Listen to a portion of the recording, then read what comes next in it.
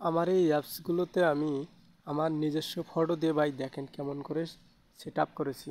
তার জন্য ছোট্ট একটি অ্যাপ্লিকেশনের দরকার, আপনার স্মার্টফোনেও হবে ভাই। তার জন্য আপনার গুগল প্লে স্টোরে ঢুকবেন, ঢোকার পরে সার্চ বার অপশনে সার্চ দিবেন ANYICON, আইসিএন লিখে সার্চ দেবেন। সার্চ দেওয়ার পরে এরকম একটা ইন্টারফেস শো হবে। এই অ্যাপসটিকে ডাউনলোড করে নেবেন, ডাউনলোড করার পরে ওপেন করবেন, ওপেন করার পরে ব্যাগে আসবেন, ব্যাগে আসার পরে অ্যাপ্লিকেশনটার পরে একটু টাচ দেবেন। ভিতরে ঢোকার পরে আপনার গ্যালারির অ্যাপসগুলো শো করবে।